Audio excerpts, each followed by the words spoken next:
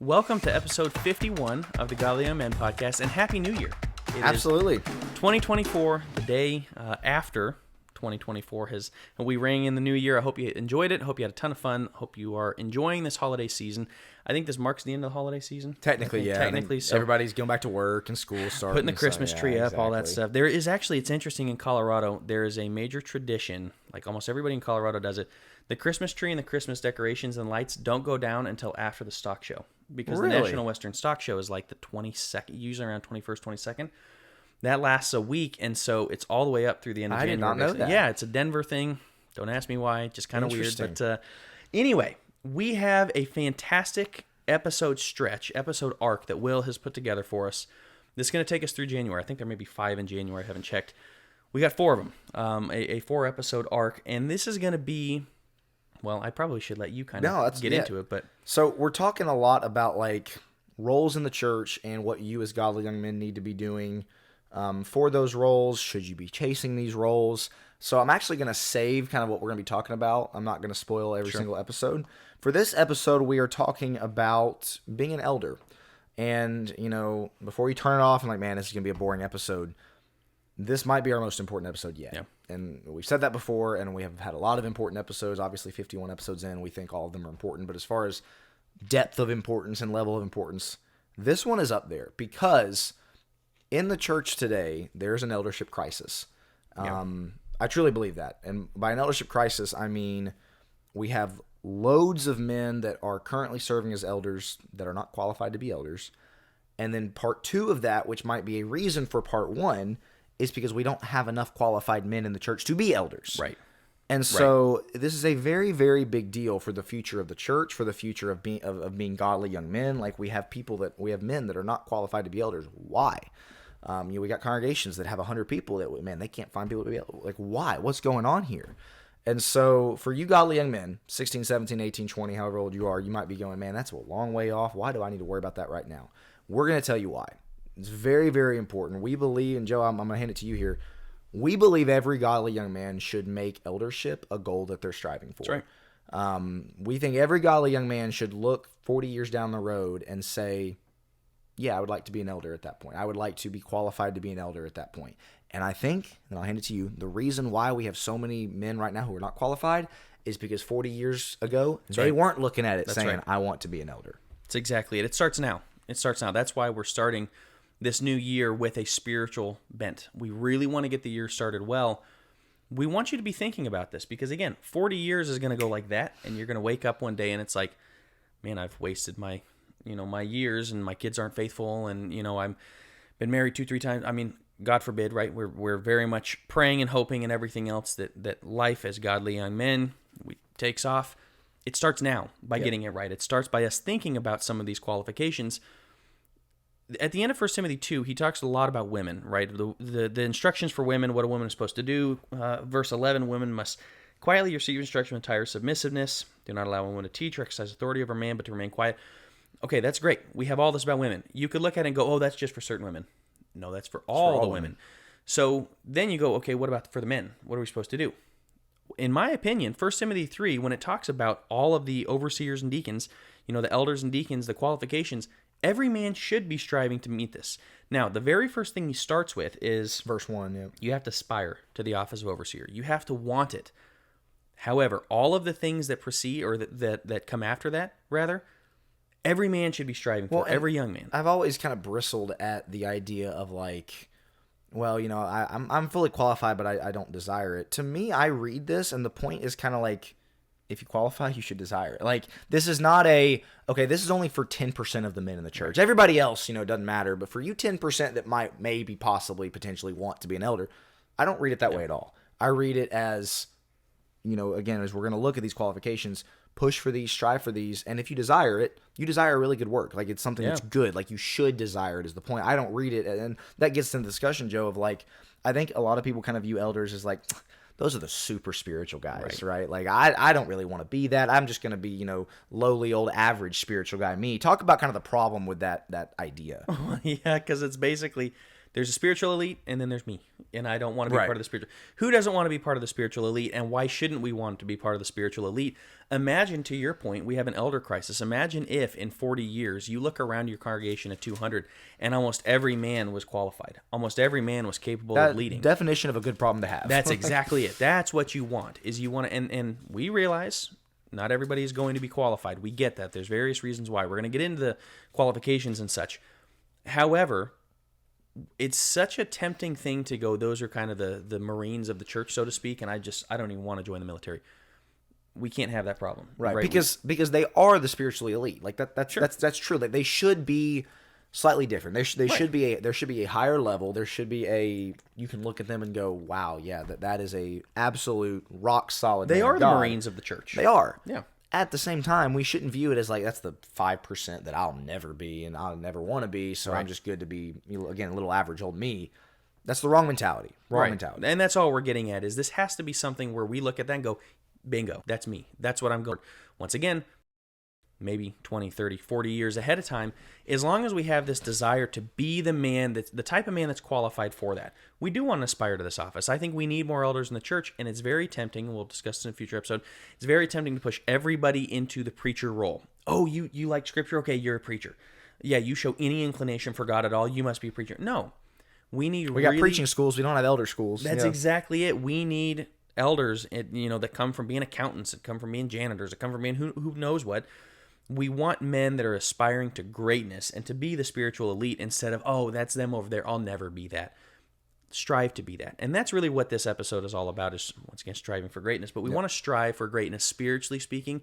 The elders are the kind of the upper echelon, in my opinion, spiritually speaking. So as we talk about why are elders important? What's the importance of elders? Joe, if you want to turn to Titus actually to kind of get us through, because he gives the qualifications and then kind of gives the reasons for needing them afterwards.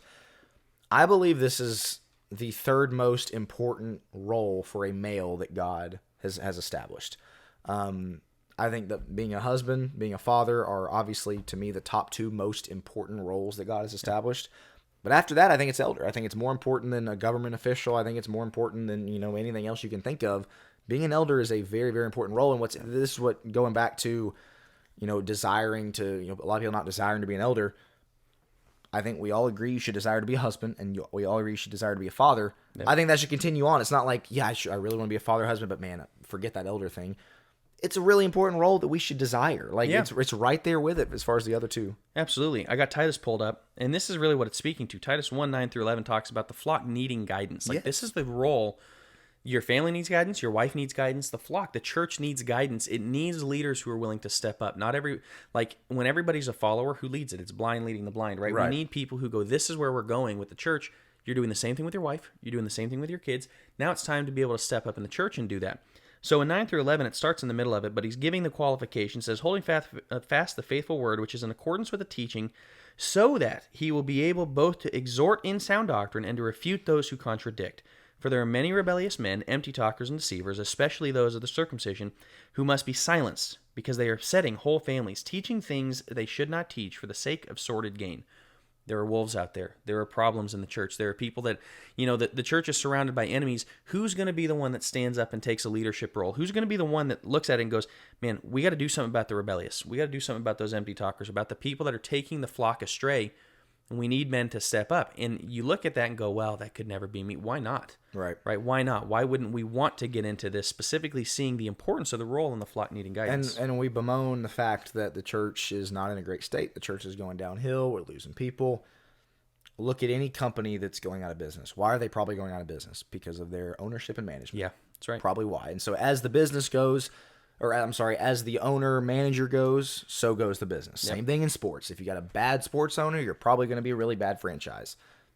It's the same thing in the church. Not to compare the church to sports or anything like that, but if we have an eldership crisis, it makes sense that we have a church crisis. Yep. So that's the importance of this episode. Joe, let's talk about the qualifications.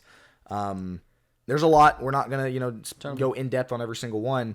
But for those godly young men who are following along, watching, or listening, 1 Timothy 3 and Titus 1 are obviously where those qualifications are. Again, we always read it as, for those 5% really, really spiritual guys is what you need to do. I want to encourage you from this day forward, read 1 Timothy 3 and read Titus 1 as that's what I'm going to be. Right. That's what I'm striving for. Every single one of those things is what I'm aiming for. Not the spiritually elite of the church. No, that's what I'm going to strive for. Because I'd encourage you to read those lists and look through and see if there's anything in this list that you go, I don't really need to be, prudent. I don't really need to be prudent, right? I don't need to be above reproach. I don't think I need to be gentle. Not violent. No, I'm good to be violent. I'm good to be a little bit violent. I'm good to, be fond of sort of gain the love of money. Like, none of these on this list are traits that you want to have. You know what I mean? Or rather, traits that you don't want to have. Like, every one of these is what every man. This is why we keep saying every man should strive for this. You read that list and you go, man, that's a lot of things. Why are there a lot of things? Because this is the best of the best. Yes. Because we don't just allow any loser to take up this leadership position and to lead the flock. The problem is there are losers who are leading the flock astray. We need the men to step up, the elders to step up and say, that's my flock? Absolutely not. Not in this congregation. We're going to make sure that everybody's on the path to heaven. Here's how we're going to get there. And we need strong leaders. And so I want to, before we get into the character traits, that is one of the biggest things is, as an elder, we're not looking to lord it over. Same thing as a husband. Same thing as a father. You're not looking to lord it over and to be the, hey, everybody under my thumb type of thing. At the same time, the importance of the eldership role or the elder role, we have people that are falling by the wayside. We have people that aren't taking Christianity seriously. Your role is to take it seriously. You may look at the elders in your church and go, they're basically glorified, budget men. Like, all they look at is the budget. They look at the work of the church in terms of, maybe some missionaries and where the money goes. And then they also do the maintenance. No, that's a deacon. Those are deacons. Yep. It's great to be a deacon too. Look, that's in the context. It'd be great if we had deacons.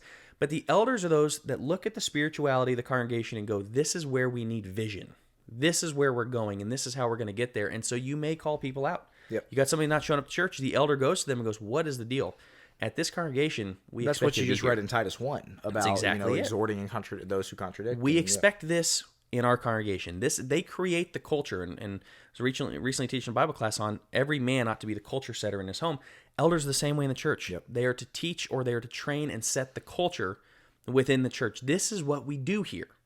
So with that in mind, why are there so many qualifications? Because you are the culture setter of who knows how many people in your congregation. That's a huge, important role, but it's needed. It's an amazing role when taken seriously. I think it's so interesting that, we talk a lot about tangible, practical, like be real. This is as tangible as it gets, no right? Kidding. Paul didn't say, no so for those who want to be a bishop, or an elder, make sure you're a spiritual person, right? Right. Make sure you love God. Make sure you live your life like Christ. He got as specific as possible. And I think to the question of why there's so many qualifications, I think it's because he didn't want to leave any doubt of like, this is what it should look like. Right. This is how they should act, behave. So with that being said, Joe, we didn't really talk about how we want to do this. Let's hit these quickly. I think a lot of these qualifications can be broken down into 3 areas. And most of them fall under kind of I would call it a character umbrella. By that I mean these are traits. These are qualities. These are character traits. These are attributes that, again, those who are elders, those who are going to lead the church need to have. And so let's hit them quickly, Joe. Temperate. What does temperate mean? What does temperance mean? When it says an elder needs to be temperate. Your Bible might say patient. Somebody who's patient, somebody who long suffering. He's not quick to anger, right? Next one is sober-minded. First off, he's not getting drunk. He's not using weed, anything like that. Keeping his mind clear. He's keeping his mind clear. He's somebody that when you turn to him, and it's not just about substances, when you turn to him, you can expect the answer that's like, I've thought about this one. And in my right mind, like I'm giving you some really solid advice. He's sober-minded. He's not the guy that flies off the handle. I was going to say emotionally stable is kind of... There you go. That's a perfect way. Emotionally stable. Of good behavior, pretty obvious what that means. Somebody who doesn't act out and isn't wild on the weekends. Somebody who behaves well, not violent, very self-explanatory. Let's group these 2 together. Not greedy for money and not covetous. I would group those 2 together, kind of. He's got a proper view of money, and I think my Bible has it differently, but it just says free from the love of money. Your Bible may be different. Mine's NASB. I think yours is NKJV, right? Free from the love of money. Same thing here. Not greedy for money, not covetous. He's not looking at other people's stuff. He's not looking at other people's money and having a real problem about it, right? That's the greed. That's the covetousness where he's going after it. He's got a proper understanding of a godly man and his role of money. 1 Timothy 6 is, he gets into it later in the book of what that looks like. He's also got gentle on here, and I'm going to put this with not quarrelsome. Somebody that, and this goes along with not violent, you know that when you go to him, he's not going to fly off the handle. Like you said, emotionally stable. we talk about being emotionally intelligent, right? We've talked about this on the podcast. That is so key. Yep. Like, that is so key. And there's so many men that can't keep a lid on it. You know? Exactly. Like, something goes wrong and they just snap, and it's like, whoa, whoa, whoa, whoa. You know, and there are men that cuss. There are men that scream your head off. There are men that are just passive aggressive jerks. You know what I mean? Or there are like, men that are just kind of looking for a fight, like, you know, Yes. just looking for a reason to get upset. At everything. You say one cross word, you look at him wrong, whatever it is. That's not this person. He's gentle. When you go to him, yes, he's sober-minded. He's got great advice. But he's gentle about how he's giving this advice, and he's also not quarrelsome where he's picking that fight, like you said. Right. You know, so we've got on here, it's Paul, but we've got on our list, not given to wine. This is not somebody who's going to be distracted by all kinds of vices. I think that's pretty obvious. Not given to, not addicted to wine. Hospitable is one that Titus has. Why do you think that's important? I mean, it's kind of one that doesn't get a lot of press, and the other ones do. Why do you think being hospitable is important? Do you care about other people? Yeah. You know, or is he only thinking about himself, or is he thinking about others and how to help other people? Is he inviting other people into his space? There's a level of openness there. You know, honesty, raw, open, authentic. People see him in his space, because there's I've heard horror stories of the guy that puts on a great front at church, and then behind the doors he's beating his wife, or he's cheating on his wife, or his kids are in fear of him, or he's cheating at work or whatever else. This is the type that's like, people know you. You're authentic. Especially in today's society too, where opening the doors to your home is like no small thing anymore. Right. And so if you've got somebody who is kind of like, I like my space, closed off, hermit, like, I'll go out to eat with you, but don't come over to my house. That tells you something. Yeah. That's kind of a sign. And in this culture, there's a big part of, I won't go down the full rabbit hole, but at the same time, this idea of having people over and hospitable, there's an evangelistic element to it, which absolutely. is, you got you think of, why am I blanking on the Damascus, or on the road, not Damascus. I'm trying to help you out here. Yeah, I'm trying to blank on it. Guy gets beat up on the Samaritan. road. Thank you, Good Samaritan. What in the world? I don't know why I'm blanking on it. Good Samaritan. The Good Samaritan. I was like, wrong one, on the road. But anyway, the idea of the Good Samaritan, where he goes and he takes him to the inn, but it's like inviting that person into your home, and they would do this for like a month on end, where they would take care of people. And there's an evangelistic opportunity, and that's somebody who does that. So the Good Samaritan, yes, the elders like the Good Samaritan. Well, to be an effective shepherd too, I mean, you got to be willing to talk to your flock and have your flock in your home and that kind of thing. Lover of what is good, pretty self-explanatory there. You're somebody who recognizes what's good, practices what's good, loves what is good, just, holy. These are words that we all know the definition to, so we don't need to go too much in detail on them. But you get the point. Those are all just the character ones. He's a genuinely good guy. Really, really good guy. Other people know it. God knows it. He knows it. Right? So Joe just said other people know it. That gets us into kind of another section. So we have the character traits, kind of the qualities and attributes section of the qualifications. The next one I would say is kind of the reputation-based qualifications. And it's the idea that other people can look at this guy and say, like Joe just said, yeah, that's a really good guy. Yeah, yep. He does all those. So my Bible has blameless for 1 Timothy chapter 3, verse 1. It's the first one listed, actually. A bishop or an elder then must be blameless. Joe, is that where yours Mine has above reproach. Above reproach, yeah. Yep. Which basically means nobody's going to have anything bad to say about it. It's not going to be a guy that you go to work and you're like, man, no, that guy's awful here. He does all these things and says these words and treats people this way. No, he's above reproach. Yeah. Nobody can have really anything bad to say about him. He's blameless. The other one that I think is at the end of 1 Timothy 3, actually, here in verse 7, must have a good testimony among those who are outside. Even worldly people, even non-Christians can say really good things about him. That he's, again, just kind of a really, really good guy. That is more so because, like, the qualities and attributes that we just talked about, that's kind of on you. Like, you get to determine, are you going to be a gentle person? Are you going to be quarrelsome? Are you not going to be given to wine? All these things. These, though, it's interesting, are kind of more dependent on other people in a way. And it's interesting. He starts the first and last one are about reputation and it being above reproach. Because my Bible says, must have a good reputation with those outside the church so that he will not fall into reproach and the snare of the devil. Yep. So he starts with, he must be above reproach. He must not fall into reproach, right? He has to have this good reputation. And the reason why it's important outside the church is, imagine having a guy come into your church and, you're trying to evangelize him. He goes, that guy's an elder here? Right. Are you serious? And unfortunately, that has been done before. Like that has happened where he knows you from work and he just saw you cuss out so-and-so, on Friday. Yep. And then he comes in on Sunday and he's like, okay, I'll try out this church. Whoa, hold on. Guy back at Bear Valley tells a story of that happening where he was a preacher and he was establishing an eldership and looking for elders. And, man, the guy was great. Everybody loved this guy. And so he thought, okay, well, yeah, I'll make sure, kind of do my due diligence and whatnot. So he goes to this guy's place of work, and then he goes to the guy's, and which is great. Every preacher should do this, I think, to make sure the guy actually is above reproach. Come to find out, he was a horrible guy. I think he was cheating on his wife. He was cheating at work. He was doing some really bad stuff, and everybody kind of knew it outside of the realm. But at church, he looked amazing, and so Good on paper. yeah, he looked good on paper. That's the importance of this reputation-based thing. Is it super important what others think?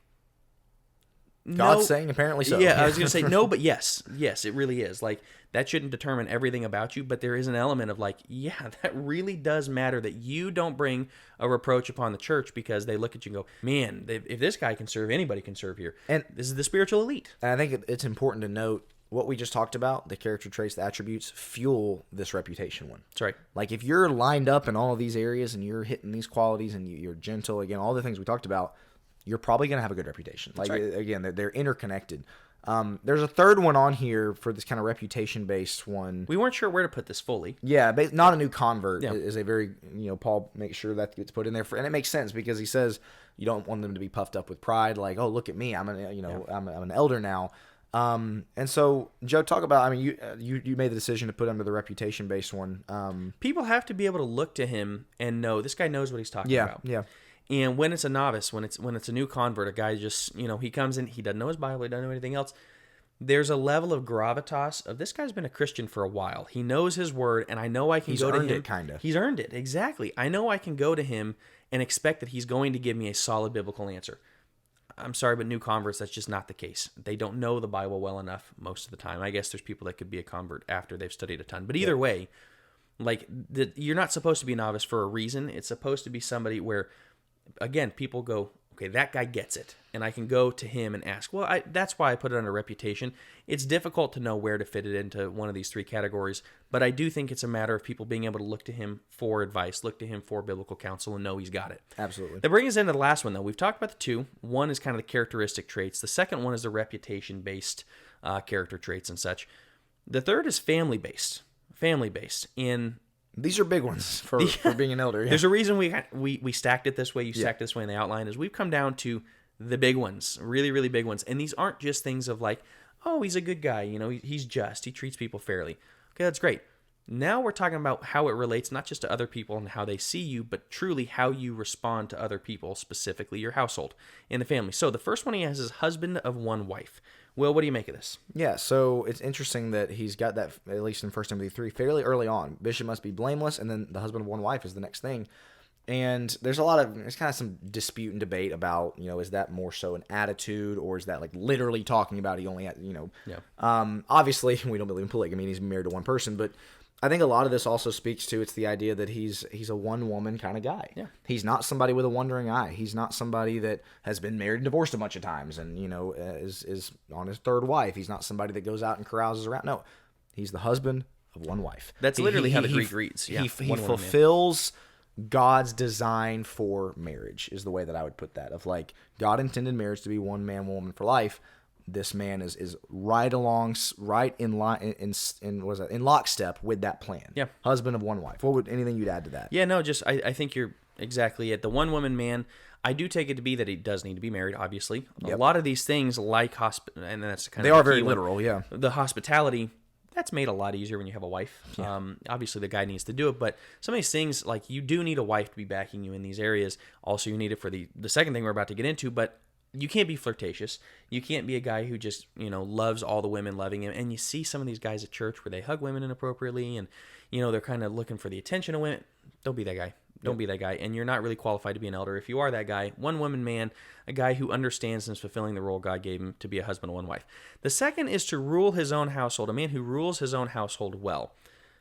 This is the most controversial one. It is by far the most controversial, yes, in the church as to, and Titus has it as, believing children. Paul talks about somebody who has his own household or manages his own household well, is how mine keeps his children keeping his children under control with all dignity, is how the NAS reads. And then it actually adds in parentheses, but if a man does not know how to manage his own household, how will he take care of the church of God? That's a fantastic question. That's really at the heart of this. I think that verse 5 is what sums it up, because we're not going to get, the debate is, okay, well, what if he keeps them faithful till they're 18 and then they leave the house and fall away and are faithful? Is he qualified? Biblically speaking, I think he's no longer qualified. We don't have to get. I think it's pretty obvious when Paul asked that question that he's saying, "Look, if you can't keep your kids faithful, how are you going to keep the church faithful?" Yeah. Like, I think that's about as obvious as it can get. But I think verse 5 here is the point of like, can you shepherd a small group of people? Can you shepherd your family? Do you rule your house well? You know, talking about the submissive or faithful. How does ever your Bible puts it of like believing children. Do you rule your house well? Do your kids obey and respect you? Are you shepherding well in that area of your life? And if you're not, why would we want you to be? Again, that's the verse 5 here in 1 Timothy 3. If he doesn't know how to rule his own house, how will he take care of the church of God? This is really, it's almost like it's a, you have preachers who they're trying out for a job and they give their trial sermon, or not trial sermon, their tryout sermon. Tryout sermon, yep. This is kind of like the tryout, version of being an elder in a way of like, can you rule your house well? And this is one that, I'm just going to say, it disqualifies a lot of men in the church today. They do not rule their own house well. They did not rule their own house well. A lot of them aren't serving as elders for that reason. Unfortunately, a lot of them are serving as elders, even though they haven't ruled their house well. Because it's a resume. That's all it is. It's a resume. Are you actually qualified to lead other people? And then you look on the resume and go, no, not even close. Like your kids He's got 4 kids and 3 of them aren't faithful. Yeah. Yeah. Or you look at the kids where maybe they're still at home, but the kids are wild banshees, or they're out, sleeping with a girlfriend or whatever it may be. Like that does disqualify you, because it goes to show you can't keep them under control. Right. You don't have their heart inclined toward God. And if you can't do it with your own kids who you literally spend all day with, how are you supposed to do it with the flock that you only see a few times? Which I do think elders need to be seeing their flock a lot more. But either way, the idea is still there, and there's all the debate of, do they have to be baptized, and what about after they turn 18? The way I look at it is, if you're managing the household well, if you're really taking this seriously and making sure that your kids are, under control with all dignity, they're faithful to you, they will be faithful to God. Exactly. I have a tough time looking at a person who walks away from God but still honors his parents. Right. How does that work? That's part of honoring they're parents. in sync. They go hand in glove. Correct. Right. They go hand in hand. So how can they still be honoring you? And at what point, where's 18 come from? That's an American concept. Right. So why at 18 is all of a sudden, hey, they're adults now, they get to decide, so all my kids walked away. Well, what that goes to show is, as soon as they're out from under your control, they walk away. Do you really think do a great job? Exactly. You didn't do a great job. Do you really think that looks good on the resume when you go to lead potentially 40, 50, 200 people in a congregation? The other thing, we got to move on, but this is kind of a soapbox of mine. Like, they really don't start making their own decisions until, 14 or so? Right. Leave at 18, so it's like Paul's saying, keep them faithful for 4 years, and then you can be an elder. Like, no, that's not what he was saying.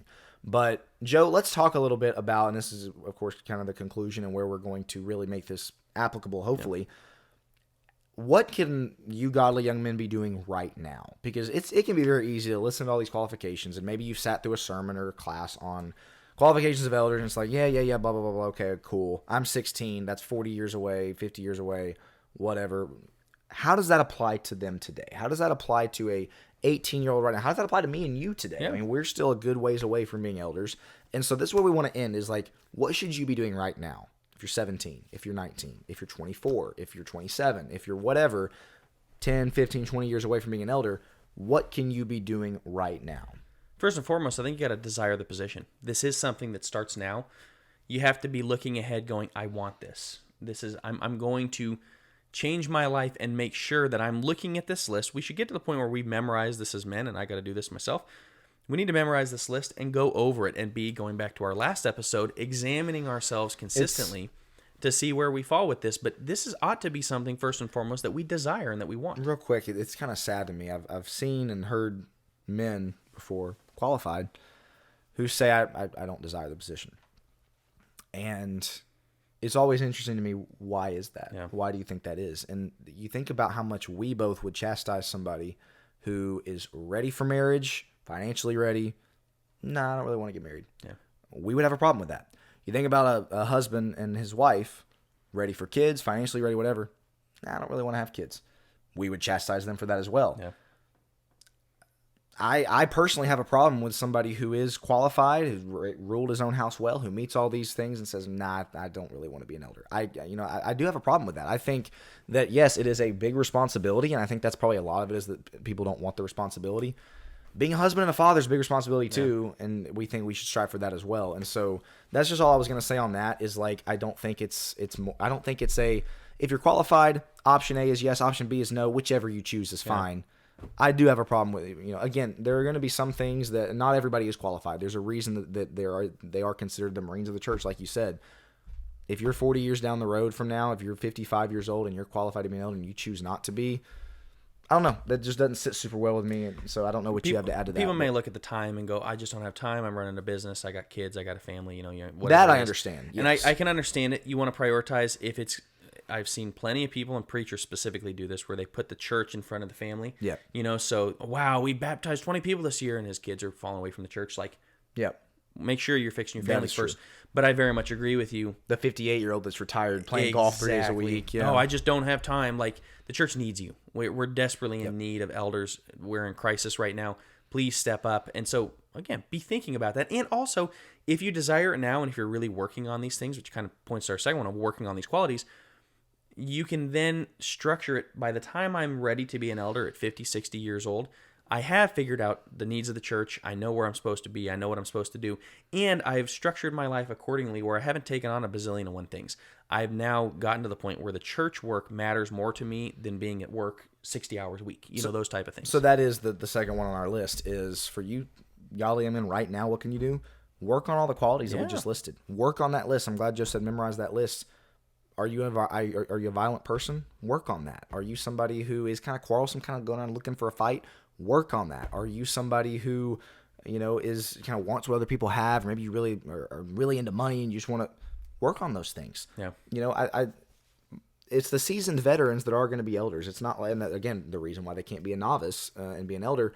These are things that maybe take time to develop. It's not like you when you're baptized at 17 years old, you're going to have all these things. Of course not. Right. Develop them. Work on them. Look at the list right now and see, even for maybe the things you would consider your strengths, how can you continue with that? How can you continue to be just, holy, all these things? I don't think you probably don't have much to add on that. Other than, things like, well, I'm socially awkward, hospitality stuff. Yeah, there you go. That's what I'm talking. That's what Will's talking about, is looking at it going, man, I feel like I'm just and I got a good, view of money. Okay, that's great. Those are part. We want the rest of them. What we're running into is, okay, you got faithful kids, husband and one wife. Once, yeah. Okay, that's great. I guess we'll just throw you in there. There's a lot more qualifications. Be thinking about those qualifications as well. It's great that you only been married once. It's great that you got faithful kids. But are you doing these things? And it starts by examining yourself. It starts by working on these qualities. Third one is to be a one-woman man. The idea of not being flirtatious, not being somebody who is out, chasing skirts, as the saying goes, but somebody who really has taken control of himself sexually and honors them the same way Timothy does. And he actually tells Timothy this in I think chapter 4 or 5, where he says, I think it's 4, have a good, or no, it's 5. Sorry, I think it's 5. That's the start of the widows. But basically, make sure you're treating the widows as mothers, making sure you're treating the other women as sisters. And you can do that right now at 16. Correct. Is our point. Yeah. Correct. You can treat the older ladies as mothers in all diligent, in all respect, and then you can treat the other ladies. And at 16, man, sometimes you're just looking for anybody that'll date you type of thing. Treat them as sisters. Timothy was young too, and this is part of, hey, Timothy, that's in 4:12. Don't let anybody look down on your youthfulness, but in faith, spirit, all these things. And this is going down into the context where he says, and I wish they didn't put it chapter 5. It's kind of a bad chapter break, because that goes just along with making sure you yourself are above reproach, Timothy. Don't let anybody look down on your youthfulness, and they will if you're out there chasing skirts. Yep. If you're not a one-woman man, make sure you are above reproach in that way. It's that attitude and that perspective and that mindset that you can have now at 17. Right. Maybe you're not married. Maybe you're 5 years off from, or 5 years away from being married. You can have this mindset now. Fourthly, because again, he's like, I don't have kids. I'm 7, 8 years away from having kids. I would say learn from really, really good parents. Yeah. Get some parenting books. Find, maybe shepherds or elders in your church now that have raised faithful kids, and learn from them. That's definitely something you can be doing right now. Again, even if you're 8, 10 years away from having kids, we've had numerous episodes on the fact that you should be thinking about that, preparing for that now. This is a way to prepare for that in light of maybe being an elder one day, is looking at the people that have been successful and saying, how did you get there? What did you do? What are some practices, whatever. 17-year-olds don't think about that a lot. And so that would be our challenge to you, is think about it and actually, again, find a way to learn from people like that. Yeah, read the books, ask the questions, get mentored. Last, fifth, think about and work on your reputation right now. If you are that blameless and above reproach and good testimony aspect. Yeah. You're the guy that's, out there TPing people's houses and, who knows what, okay, there's times for fun and good fun, things like that. You don't have to be a guy who's like ultra rigid and never has fun. But are you somebody like at school who, man, he cheats on his tests. Man, exactly. He's really lazy. He doesn't have a good work ethic. That guy knows every cuss word. He just plays video games all day. Yeah, or whatever. Yeah, exactly. You want to be a guy who The sports teams know you're the leader there. When you walk into school, and hopefully you're homeschooled, but if you walk into public school, like the class knows this kid is, first off, not somebody to mess with, right? He's not easily pick-onable, can I say?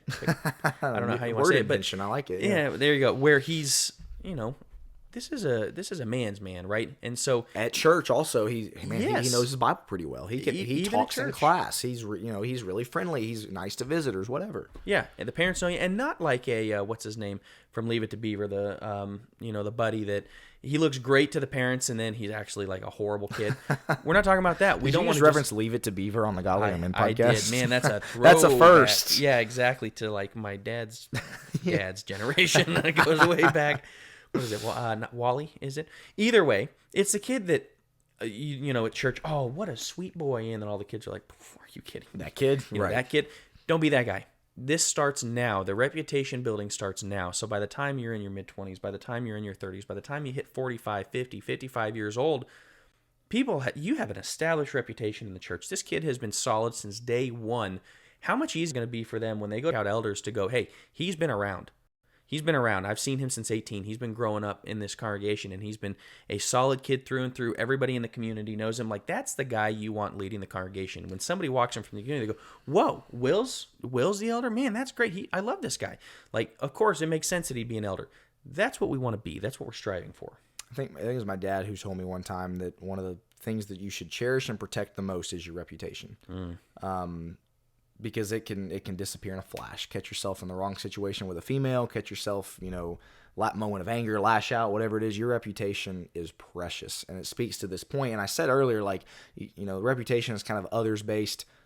It sort of is, but man, you control your reputation. You get to control what other people think of you based on how you act, based on all these characteristics and qualities. And so that's what we're going to end on is, as a 17, 18, 19, however old you are, listener and watcher, what is your reputation right now? Think about it. Consider it. And if you're like, man, it's not really at a good place right now, good news is you got 35, 40 years to get it to a good spot. Again, and that's, I guess, where we want to wrap is we want all of you godly young men to be striving to be elders. We're both striving to be elders one day as well. We're, 20, 30, 40 years from that position.